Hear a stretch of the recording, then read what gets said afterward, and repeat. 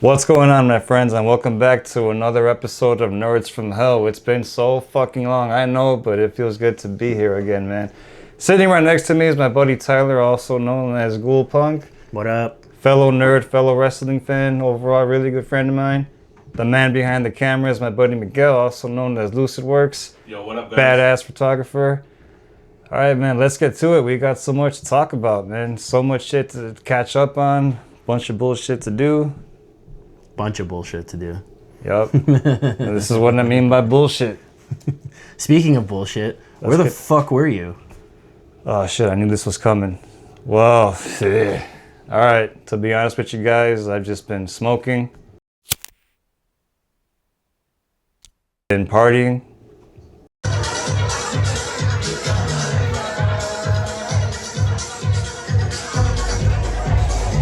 And I've also been jamming.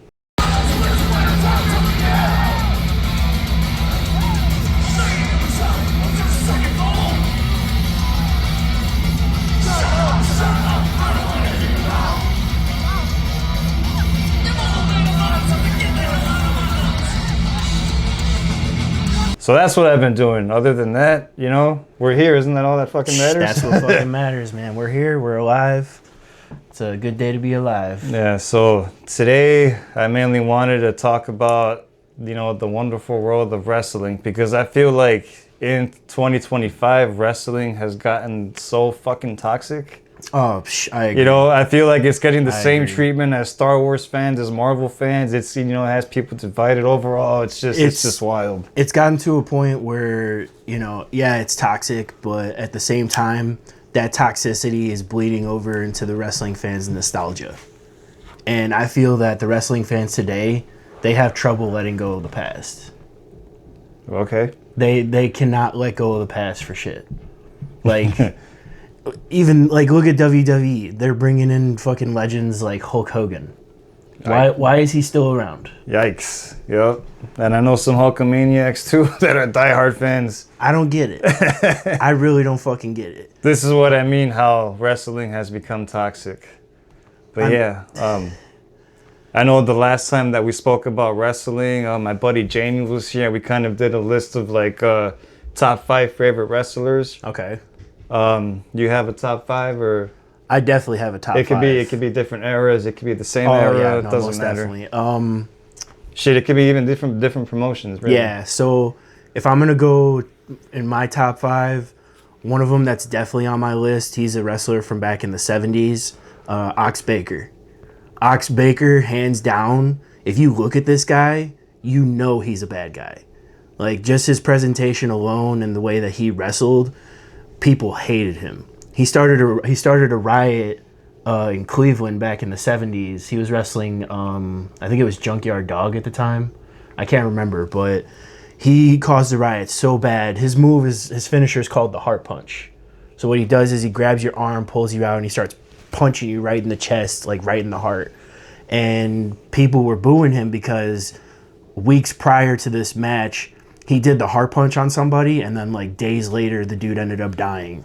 But it was like for unrelated reasons to that. So, he's definitely on my list. I could see why he'd get the heat from that. Oh yeah, most definitely. Okay. So Ox Baker's on there. If I'm gonna go high flying, I'm definitely going with Mr. Monday Night, Mr. Pay-Per-View, Rob Van Dam.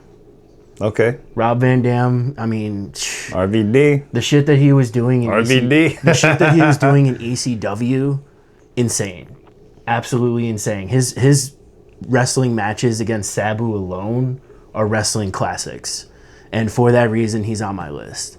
Now, if I'm going for technicality, I gotta go with the Hitman. I'm sorry, I gotta go Bret Hart.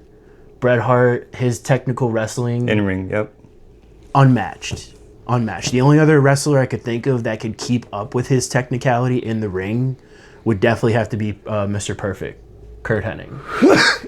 Kurt Hennig could definitely have he had some really good matches with Bret Hart back in the day. And there, buddy? Yep. Don't worry about me. but yeah, Bret Hart would be on my list. And And then if I'm gonna go for anybody that's kind of in the newish era, I'm probably gonna go with CM Punk. To be quite Ooh, honest with okay. you. All Yeah. right. I mean, I know that's a bit of a controversial thing, That's okay. but I mean, I like his style. You know, I like how he portrays himself on TV. You know, some people might say he's a dick, but he's stood the time of wrestling for the better part of almost 20 years. You know, I got to give it to him. And then also another one that's on my list. This is my number 5, and I feel like he's almost on everybody's list. Stone Cold Steve Austin. I love Stone Cold Steve Austin. Hell yeah. But yeah, that's my list in a nutshell. I wouldn't necessarily put those guys on my Mount Rushmore of wrestling, but those are definitely my top 5 for sure. Okay. Yeah. My list. See, I'll go based on the way how you put it down. You said, what was the first one? My first one was Ox Baker. No, I'm saying like the category. Oh, so I like for bad. I did like a bad guy. Weed, guys, weed. I did a bad guy. I did high flyer. I did technicality. Okay, so bad guy. I guess if we're talking, heel wise, with the the bad guy himself, Razor Ramon. The machismo. Yup, the man. Like I kind of base some of my style. So the way I act and some of the shit that I say, I'm not gonna lie, it's based off of the bad guy himself. Yeah, I got to give it up to Scott Hall for sure. Oh yeah. Yeah. Number 2, high flying. I hate to say it, but it will always be Jeff Hardy. Number 1 rival compared to RVD, but Jeff's always gonna hold a special place. I know I just said it with the previous wrestler I mentioned, but my style, yeah, like the hair and especially and shit, all based off of Jeff Hardy. Right on. Right on. I can dig it. If I used to have dreams of becoming a wrestler, I used to say, I'm going to be the next high flyer. I could see myself swamp tomming off of some shit. Didn't we all when we were kids? And then we were talking about technical. And I don't think I have one because I don't like any of them. Not a big fan of technical wrestling. What about Eddie Guerrero? See, I was gonna use him as my my all-time favorite. Okay, gotcha. Steve Austin, Seth Rollins. I'm too high to fucking go through it now. I will admit the matches that Eddie Guerrero had back in the early to mid '90s, especially when he came to the U.S. and started out in ECW, those matches were great. Again, you want to talk about classics? Look up ECW like 94, 95. Look up the matches he would have against like Dean Malenko. Those matches are great. And a lot of people don't know about those matches either. No. They don't even know he did time there, No. If you got Peacock, go on the ECW. You will thank me. Awesome. And speaking of Peacock, I mean, I don't know if you go into a lot of the old school categories or not, but like I've been checking them out on Netflix. Okay. Yeah, ever since that became a thing, it's been there, So are you in the Attitude Era right now on Netflix? Oh yeah. Yeah. Okay. Cuz I'm on Peacock and I'm watching a lot of like the mid 90s of WCW. Okay. So that that actually would be very interesting to check out cuz I just finished Bash at the Beach 96 and that's when the NWO formed. And talk about heel turns in wrestling. Like, as much as I hate the guy, Hulk Hogan, fuck you. The fact that he turned heel. Yeah, I'm not the biggest Hogan fan either. No, so it's no. okay. But, I mean, you got to give him props for, making wrestling what it is today. If there wasn't Hogan, I mean, fuck, dude. Wrestling wouldn't be. I mean, some people might find that to be a controversial statement, but it's okay. That's how I feel about CM Punk. I used to talk so much shit about the man, never liked him. Because when he became hot in his first WWE run, that's when I kind of stopped watching it. You know, I want to say around the Ruthless Aggression era. That's when I was kind of already fading away from it. Yeah. And that's when CM Punk barely started, you know, getting into the picture. So then he comes back, and you know, I was the first one. Boo! Fuck that guy, you know. Yeah. No, that's fair. But watching his promos, not even his in-ring work, just his promos alone, nobody else can cut one like that. The way he talks and the way like he can. When he laid that pipe bomb years ago in WWE, and he was laying it on thick, especially for Vince McMahon. That when wrestlers shoot like that, it breaks that fourth wall of wrestling. You know, it goes beyond what the fans are expecting them to say, and it shatters expectations. You know, point blank. You know, and I like seeing that sometimes in wrestling. I like seeing wrestlers go beyond the fourth wall. And yeah, I had to go back because there's a lot of shit that, you know, long-term storytelling. Oh yeah. There's a lot of shit happening now that I guess is being pointed out or mentioned during, you know, recent promos. But because I wasn't watching it at the time, I'd have to go back. I'll have to kind of get, you know, what this was about or what this means. And CM Punk was, you know, a lot of that shit was CM Punk related. Yeah. As of right now, CM Punk and the company, they're using him to the best of his ability. And leading up to WrestleMania right now, you know, especially with the fights that he's been getting into with Seth Rollins, and just this past Monday night, you know, going at it with Roman Reigns, they're propping it up for a triple threat. It was beautiful. Yes. Yeah.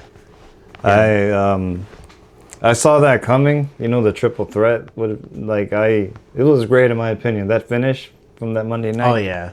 No, that was definitely a good way to end that. One of my best friends, Danny, huge CM Punk fan. Probably his favorite. And then there's me, who's Seth Rollins. You know, so it's like that rivalry is also there. So every time they go at it, it's pretty exciting. So I've talked about this with my fiance before, and this is my idea for WrestleMania as far as that triple threat match goes. Now, I know John Moxley is Speaking of WrestleMania, for all you people that don't even know what WrestleMania is, for all you non-wrestling fans, it's like the Super Bowl of wrestling. I know there's a lot of you probably, really? Who doesn't know WrestleMania? Well, you'd be surprised, man. I still get made fun of for being a fucking wrestling fan. My own 15-year-old gives me shit for being a wrestling fan. Do I give a shit? No, but just laying it down. I'm happy I live with a girl who actually likes wrestling, so that's a bonus for me. Yeah, see Miguel over there don't want to admit it. He's being quiet, but I know he is too. No, I've been a wrestling fan all my life, man. Even to this day, you know, what kills me is my son, 10 years old, man. He's not into wrestling, dude. And I'm like, man, dude, come on, let's watch SmackDown, let's watch Raw. Nah, Dad. All right, cool. But yeah, getting back to that idea that I had as far as that triple threat match goes for WrestleMania, I know John Moxley is currently under contract with AEW, and his contract isn't up until 2027.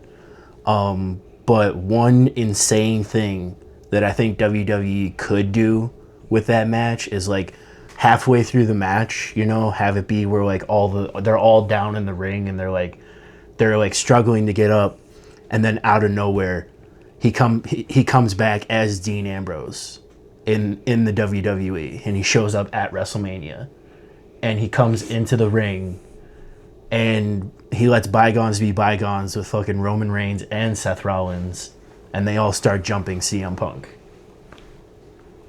I think that would set the place on fire, dude. You know what? As much as I love it, it's great. I just that's too much, man. That's like, it's perfect though. Like that would be a great way to bring him back. The image of them joining forces and beating the shit out of CM Punk, reuniting the Shield. That would be like, yes, that'd be huge, dude. That'll blow the roof off. Yeah, but it would never happen though, especially since he's got 2 more years left on his AEW contract. What you think, Lucid? he gave the okay sign for anybody who can't see behind the camera. That would be nuts. That would be insane, man. But That's a dream, you know. If Yeah. it happens, it happens. But we're a long ways from there, man. A couple years. Yeah. But we all have our dream WrestleMania Of matches, course, you of know. course. You know, everybody has an ideal match that they want to see at WrestleMania, and you know, this card coming up, there's a few good matches, and then there's some that I'm not really looking forward to.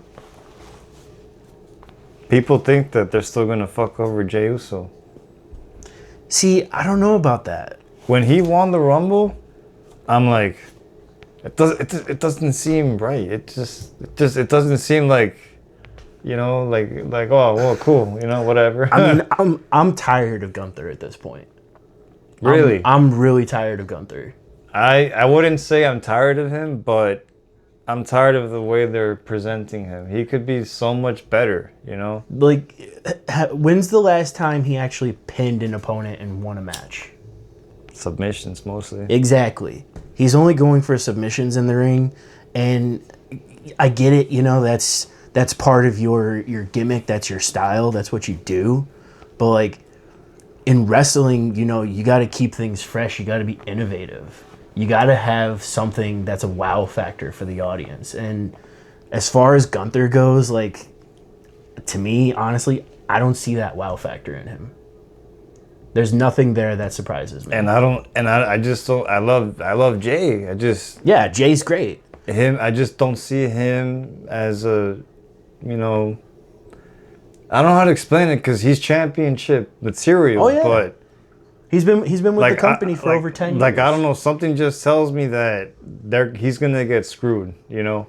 I could see it. Most He'll definitely. probably win the championship, maybe lose it the next fucking night or something stupid like that. Probably. Or maybe get cheated off of that championship. Who knows? I mean, he's been with the company for over 10 years. And, you know, at this point, I feel like any wrestlers that have longevity in a company, they deserve that shot.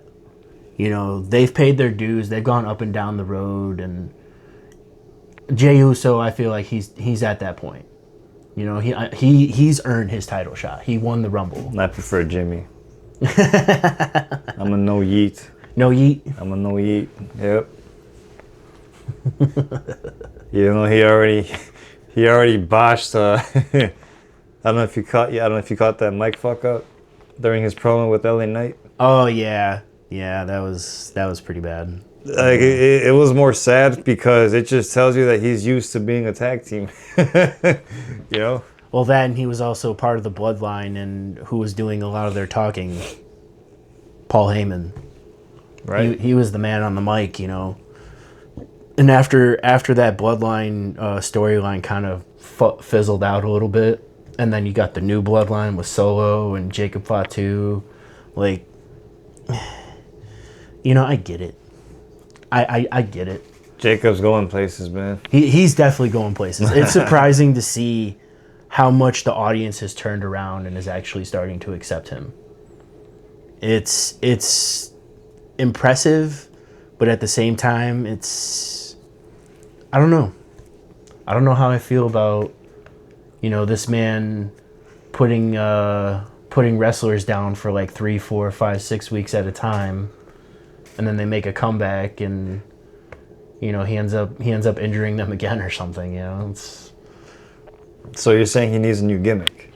I wouldn't say he needs a new gimmick, but he definitely has to be a little more conscious in the ring, if that makes any sense.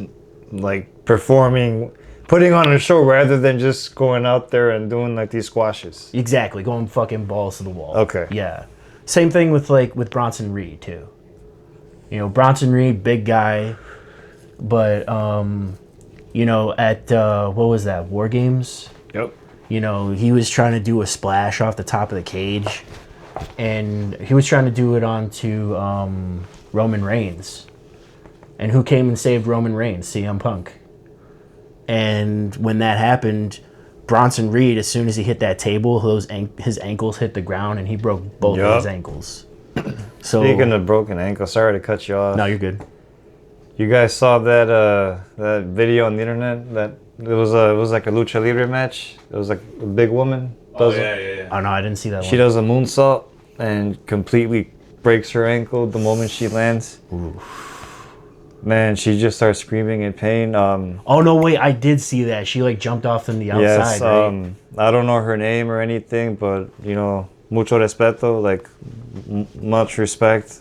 Just attempting that, you know, at that size is insane. The grossest injury for a luchador that I've ever seen. I can't remember his name, but it was I think it was AAA.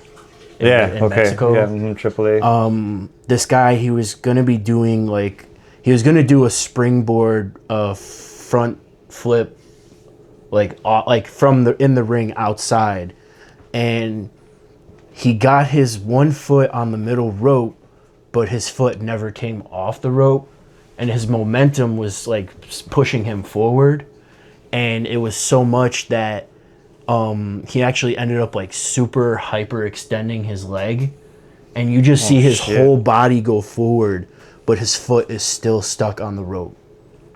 That almost made me lose my lunch, my dinner, everything, man. That was disgusting. That was bad. I can't remember the name of the luchador for the life of me. If anybody knows who I'm talking about, please put it in the comments below. Because I will be kicking myself in the ass later, and I'm gonna remember it. Yep. And it's funny because I don't know if you guys caught it. Not a lot of people caught it, but the following night on SmackDown, Piper Niven attempted a similar moonsault, attempting that same shit that I was just talking about. Yeah. And I don't know if a lot of people caught that, but I just thought it was a funny, like, I don't know if there was like a tribute or a parody. It's always interesting to see big wrestlers like that going for big moves. Keith Lee, I remember him doing moonsaults when he first started during his time in WWE. Shit, I remember watching, it was like some wrestling documentary. I can't remember who was talking about him, but they were talking about Andre the Giant, and when he was like in his younger days, like when he used to wrestle in France. Oh, hell yeah. That guy. He would be able to do backflips off the top rope. Well, look at Big Show in WCW. Yeah. The way how he moved. The way he would be able to do a kick up just holding onto the ropes. Yeah. Now, what do they call him back in the day? The Giant? Giant, yeah, right. They called him the Giant, and they were trying to bill him as like the Andre the Giant's son. I remember his long lost son. But yeah, no, again, seeing big people like that doing big moves like that, it's impressive, but like at the same time you're also like, don't hurt yourself. You know? I hate to see wrestlers get injured. I really do. Same. And I mean, it's a part of the business, you know. It's unexpected when it happens, but when it does happen, you know, they plan to build a comeback for them after they've healed up. And just this year alone, how many comebacks have we had from wrestlers that were injured? It's amazing. Yep. You know, I mean, we just got Randy Orton back. If it isn't a comeback, then it's you know, it's somebody that had a expired contract. Exactly. You know, that's gone back to WWE or they debuted it, you know. Or they take the alternative route and they seek other contracts in other companies like AEW. See, now we're getting hints of Ray Phoenix all of a sudden. Yeah, his contract just expired with AEW. And WWE would be fools not to pick him up. Because if they bring him in and they put him in a tag team with Penta, that'd be huge. I could see them doing the brother versus brother shit instead. Oh yeah, because that could happen. That could most definitely happen. What doesn't make sense to me is, and it's interesting, you know, they're showing snippets of, you know, Ray Phoenix, but there's that whole thing with Gable. Oh yeah. So the American Made mask and all that. Yeah, so it kind of makes you wonder what the fuck is going on.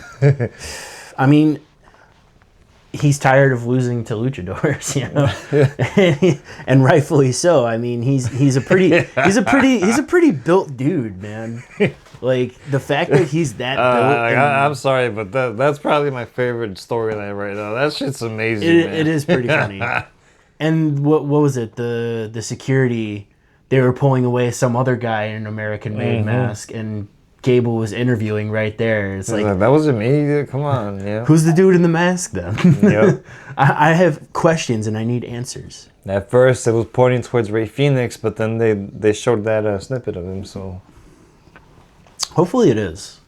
I really hope it is Ray Phoenix. So between now and WrestleMania, I mean, how many weeks we got left? Not many, because well, it's already fucking March. What are we? St. Patrick's Day weekend, right? Yeah. So WrestleMania is on April 20th. April 19. 420, bitch. 1920. Yeah. So we got like 4 weeks. 4 weeks until WrestleMania, pretty much. It's crazy. No, everything they've been doing since then, yeah, it's been great.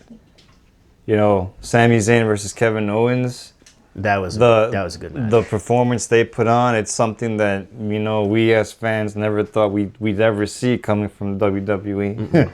And watching that match, like, you saw shades of what they were doing back in the day in Ring of Honor when Sami Zayn was El Generico. Yeah, that's exactly why they did that, because they're used to each other's work. They've been working together so long. And, like, those guys, as much as, like, storyline is, like, pitting them against each other right now and they hate each other, like, I know deep down that, like, they're tight together and they know how to work with each other, and if they had the option to only work with each other, they probably would. But, you know, the landscape of wrestling in WWE, there's multiple superstars you have to work with. You know, you can't pick and choose who you want to work with. If they pitch you with somebody, you got to work with them. That's just the way it is. Toxic.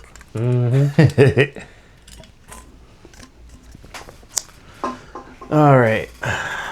We still don't know our main event. Oh, well, John Cena, right? Oh, yeah. I'm very interested to see a heel turn on Cena. I want to see what he's going to do with his character. I love it, man. To be honest, I was never a John Cena fan, never. I was at one point, like in 06. I was there when he debuted, you know. I remember it was a SmackDown. I was there with my mom. I was in 3rd grade. And Kurt Angle was in the ring. And, you know, just, I guess because I saw him from start to finish, maybe that's why. I mean, overall, I've never been a babyface fan, to be honest. No, that's fair. So seeing that heel turn, I think that's why I'm like, fuck yeah, you know, it's like something different. Have you been seeing these pictures on Twitter where they're like photoshopping John Cena to be bald? Yep. They need to make a bald Cena that's a heel, and they need to do that right now, because that's hilarious. That is fucking hilarious. Nah, but they've been showing photos of him with hair now. Oh yeah, and it's funny too. Like, they show the match card for WrestleMania, and they have the picture of Cena with hair, and then they show Cody Rhodes right there. It's like, there's no way that Cena's hair is that feathered. They've got to be airbrushing that shit. They have to be airbrushing that shit. There's no way. And at least if you're gonna do a picture of him, show him from the back. Show that bald spot. Who knows, man? I mean, from the photo that I saw, I don't know if it's like some behind the scenes shit from a movie or something, or if this is his new gimmick, because he was wearing leather and everything. Like, he went dark, some NWO shit, you know? Yeah. I don't know, man. I don't know where they're gonna take his heel character. He sold his soul to The Rock, so, you know, as far as we know, I don't care what anybody says. It was cinema. It was perfect. Yeah, no, it was good. That bitch slap, perfect. And then what do you think about what's his name? What was that rapper that was in the ring? Travis Scott. Yeah, what do you think about Travis Scott giving Cody Rhodes a black eye? Man, at first it's more like, what the fuck is he doing there? But then if you actually like pay attention, It's like he's just more of like a, he's that side villain, you know. Yeah. He's just that villain, that accomplice, and I'm all for it, you know.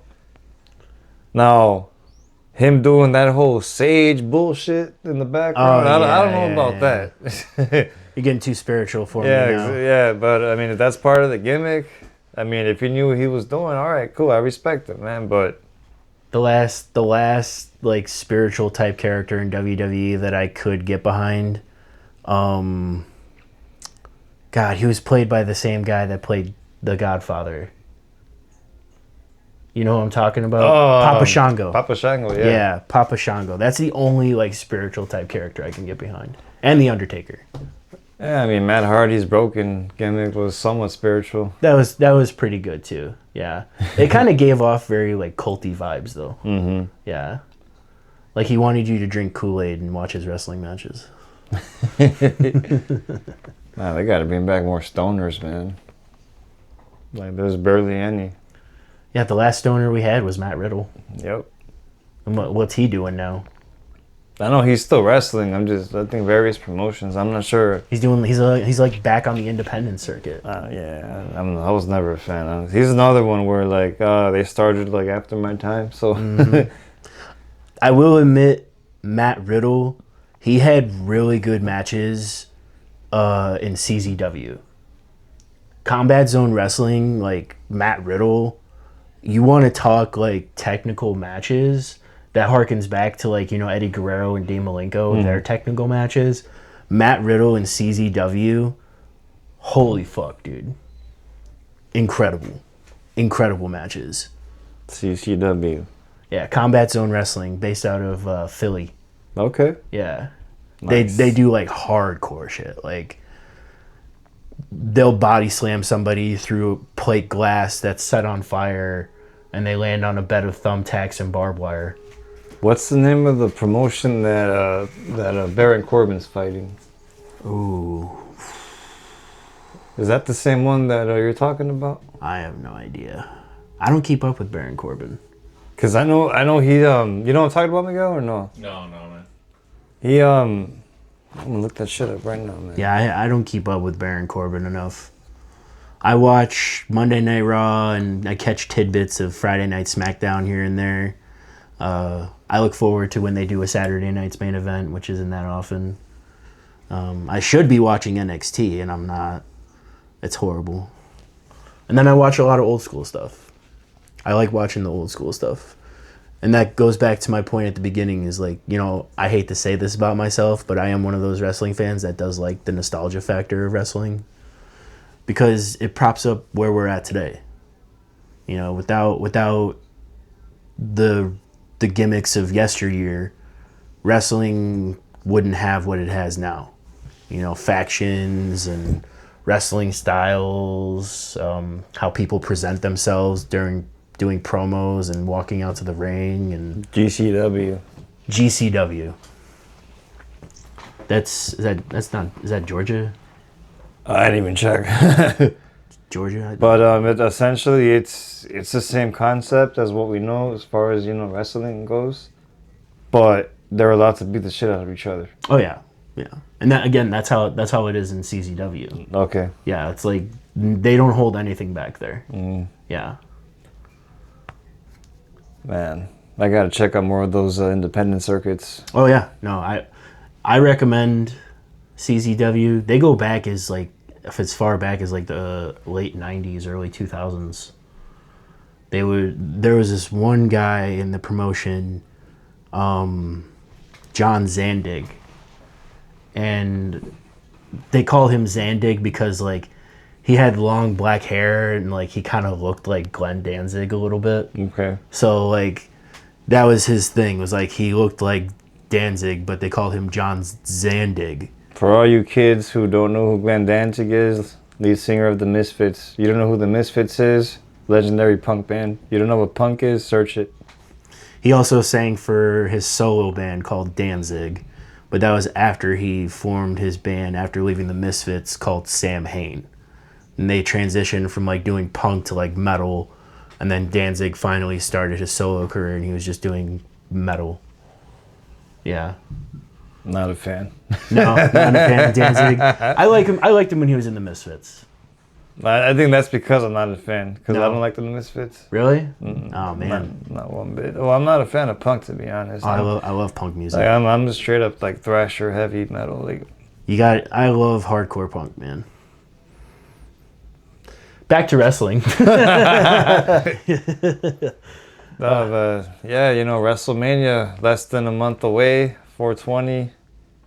Check it out. If you don't, that's okay too. Wrestling's not for everyone, but if it is, you know it's gonna be some shit. I think it's gonna be good. Is there a specific night you're looking forward to? Because they're breaking it up into like 2 nights, aren't they? They have the nights already set up or no? I don't. Is it 2 or 3 nights, Miguel? It's 2. 2 nights. Is it 2 nights? That's what I thought. It's 2, but I don't think they have like the full schedule yet. So who knows? Yeah, I don't know what days they're gonna have for what matches. Yeah, I think that if they are gonna do that triple threat, it's definitely gonna be night 1. And whatever happens from there, I'm pretty sure it's gonna play a key factor in night 2. Yeah. Now, as far as the women's division goes, do you think Io's gonna hold on to the title long enough for WrestleMania? See, that's the crazy part is like, you know, her winning that championship, you know, surprising, but I loved it. You know, I love Io. But why make her the champion if she's just gonna lose it again at Mania? If she keeps it, great. Let's keep that reign going. Let's see where it goes. Yeah. But for her to lose it at Mania, just for Rhea or Bianca to become champion again, like, I feel like it's just some rush repetitive shit, you know? Yeah. Rinse, recycle, repeat. Yeah, so, you know, if Io does, you know, retain, perfect. She defended her title at the Mania, great, you know. Keep defending it, you know, keep going on. I love Rhea. Always have, always will. I just got tired of her as champion. I love Rhea too, but I'm getting really sick of this storyline with her and Liv Morgan. Yeah, I think that's what did it for a lot of people. I'm getting sick of this fucking storyline. We get it. You fucking took Dominic away from her. Big fucking deal. Dude likes fucking chicken nuggets and playing his video games. Like, what the fuck? Man, don't talk about Dirty Dom like that. The man's great at what he does. He's a good heel. He's a good heel. Leave the man and his nuggets alone. No, he's definitely a good heel in the company right now. I'll give him that much. Yeah. No. Same with what's her name? She's like the bodyguard essentially for Liv. Oh, Raquel Rodriguez. Yeah, Raquel Rodriguez. Of course. Oh, I Yeah. love Raquel Rodriguez. I definitely want to see more matches between her and Rhea. Yeah.